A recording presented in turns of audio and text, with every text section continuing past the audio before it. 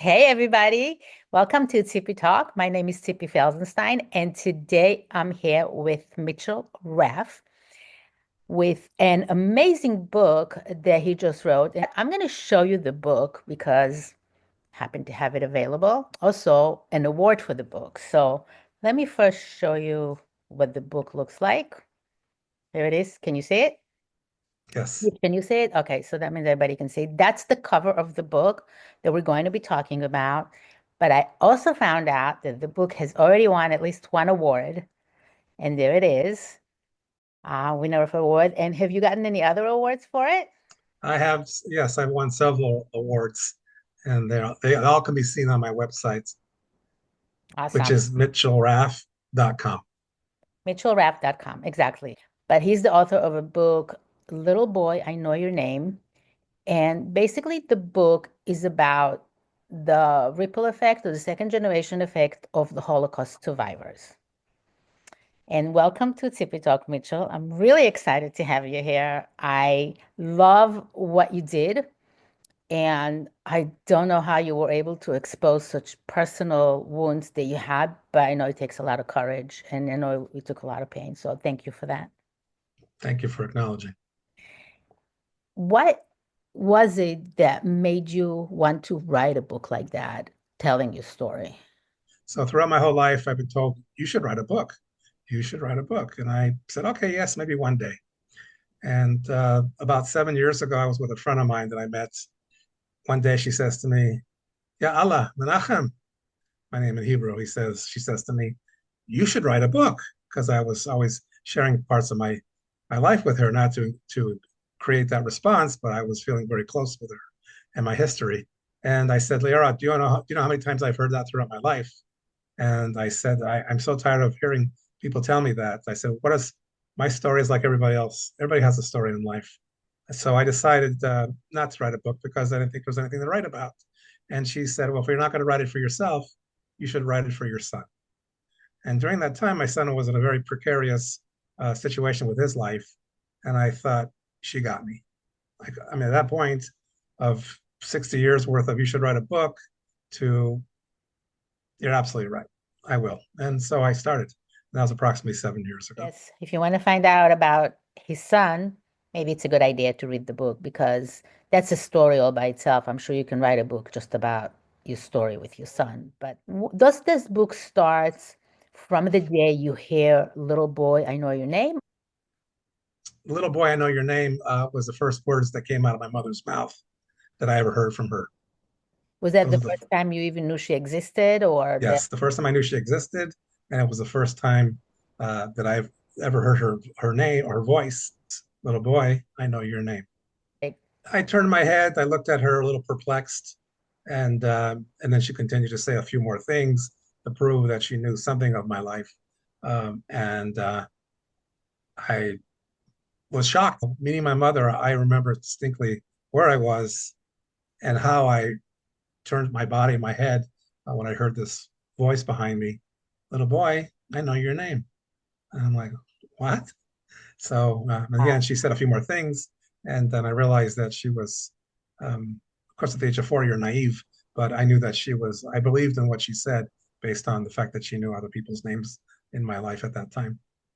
Yeah, so you realize she was not a total stranger, that she really, Not, no, exactly. I took her for her word for what she was, um, which was a big mistake in itself, but that'll come in the as book 4 later. years old, there is no mistakes. You just live life as Correct. it comes. There's no way That's that right. you Yes.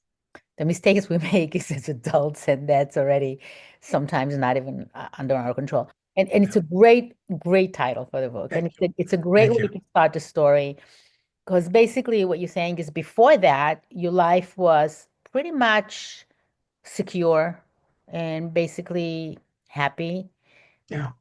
At that age, you're not questioning why you are where you are and who everybody around you is. You just get Correct. love, you receive love, and you're happy. And Correct. at age 4, everything you've always known, all of a sudden, everything changed. And now it changed. It turned upside down in a very Right. tumultuous way. I went from loving home, compassion, understanding, love, and the opposite turned to be the case once once my mom came into the picture. Right. And the reason it's related to the Holocaust, even though this book is not about the Holocaust, but it is an after effect, I would say, from the Holocaust, or as doctors like to call it, side effect, which I don't think there's anything side about it, is because your parents and your background and everybody around you had endured the Holocaust, torture, and whatever it Yeah, is that they endured. And now there's this little kid that they have to deal with. So how they dealt with you was a direct result of who they became after they went through the Holocaust. yes, And even though you had nothing to do with the Holocaust itself, you were not in a concentration camp, you were not exposed at all to that to the Nazi regime, it still had an effect on you. absolutely. And I think that the effect that you're speaking of, it, I have no doubt that it lives with all second generation survivors, or two G's as I refer to them. And from my experience lately, I'm not an expert, of course, but it's a presence, it's a silent presence that we're aware of, but a lot of people can't even identify what it is, but they feel it under their skin and in their subconscious that something's there, but they just don't know what it is. I mean, they want to go back to their children, they want to go back to their siblings, whether their parents are alive or not is another story. But all of a sudden now they have an interest in speaking about it with loved ones to see, do you feel the same way? Which for me is very powerful because that's one of the reasons why I want people to read my book so that it would engage them in having conversations and awareness for themselves as well as for their loved ones, be it siblings or children. Yeah, I definitely think so because for even me, who it was just my father who went through the Holocaust, it made me realize so many things that I never thought were Yeah, there. I realized that there was a discomfort. I realized that as a child, as a 3-year-old child, I was told about the Holocaust, and that's not normal in itself for a child to be told of so much trauma. And it actually woke me up, even though I don't think I was affected as much as people who have both parents who are survivors. So I think it's a topic that has so been ignored, and yep. the fact that you're bringing it to the surface is not only going to help the 2G, as you call it, but I think it's going to affect the next generation after that, the grandchildren and the great grandchildren. Like you can't put the book down once you start reading it. It's like, what happened Thank next? you. What happened next? Yeah, and some Uh, people have read it in one sitting. Other people tell me that it's just so powerful. I have to take a break and step away from it for a while because it just brings out so much emotions. But it's a very so we're talking about my exposure to having Holocaust parents. I just want to say to the audience and to yourself is that I actually had three sets of parents, two biological, of course, but out of the six, four of them were survivors. And I don't want to get into the details until later on, maybe. But I grew not only did I grow up with both my parents being survivors, I also grew up with my uncle and aunt that were also survivors of the Holocaust. So out of the six, I was raised by four Holocaust survivors, and also living in Los Angeles. I spent a lot of time with the survivors, with my family's friends and other survivors as well. So it's not just about my experience with my mom and my dad. It goes much further than that. Being around a lot of 2Gs, kids my age, growing up with them, seeing their mishugas, watching what's going on with their lifestyles. Also, having two additional parents that took me in as their own child, and they were survivors. So my background, my experience being close to the survivors is much greater than, say, for example, in your case, where it was just one parent, where I had two sets of parents plus a whole city of, which is a lot of survivors at the time, growing up in the 70s.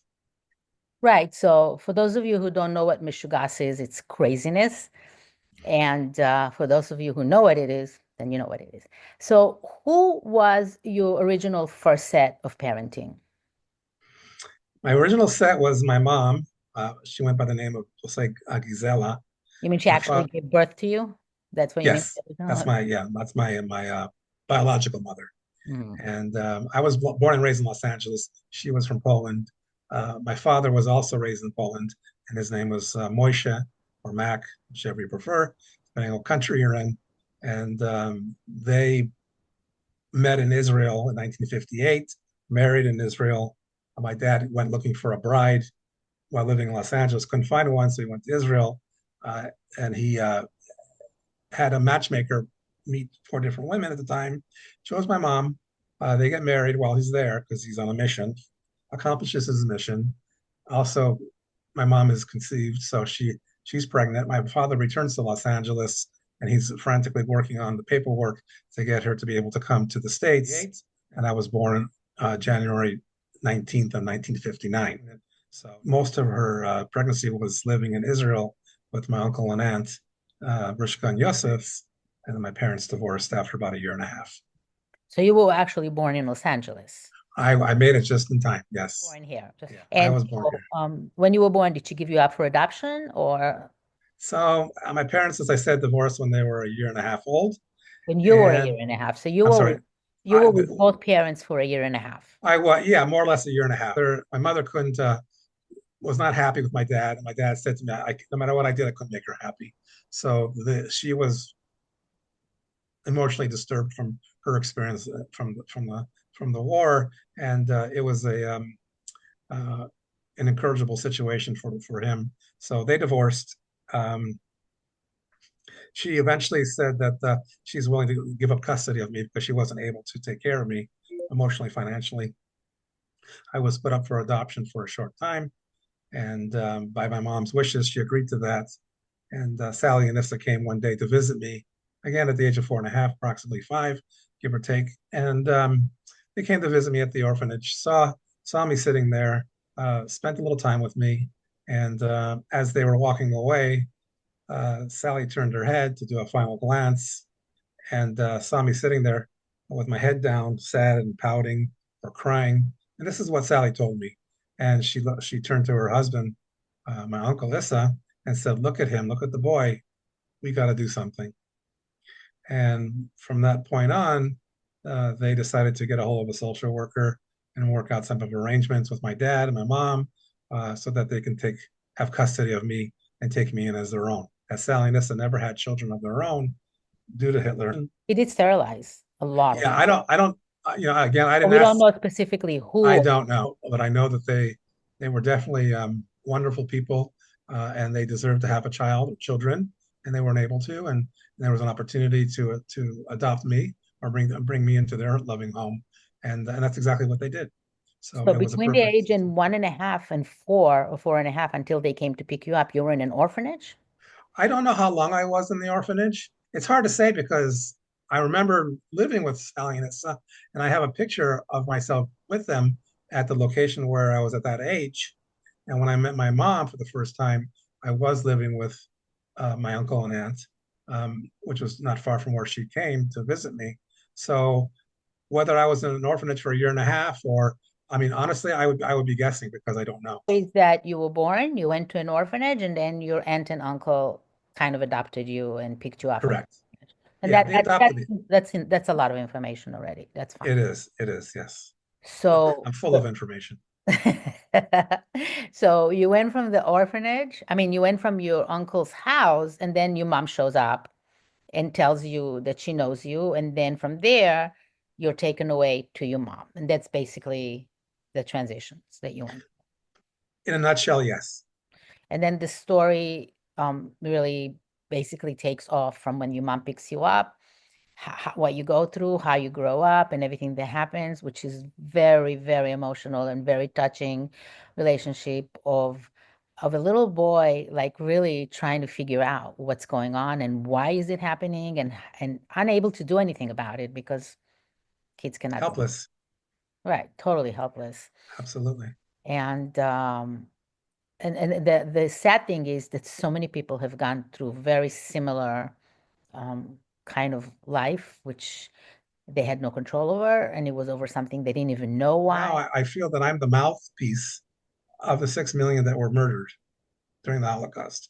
I'm the mouthpiece for the survivors. I'm the mouthpiece even for the 2Gs and 3Gs, because as you said earlier, a lot of them don't even know what's been eating them up or bothering them. It's just like it's like a cloud over your head or in your body. You feel it, but it's like it's in plain sight, but you just can't put your finger on it. And when I speak to people now, it's like they tell me, "Oh my God, it's like I never understood it until now. Now you've given me an awareness that I never knew, even though I felt something was there. I just couldn't put my finger on it." So for me to be able to be a mouthpiece and to respect to the living as well as the dead, and the ones that were murdered, and everybody that had suffered from the Holocaust. Even just myself, for example, I've suffered from the Holocaust indirectly because of my family. So for me, it's about being an ambassador to some degree and being able to speak to an audience. It makes no difference what religion, faith, or background you come from.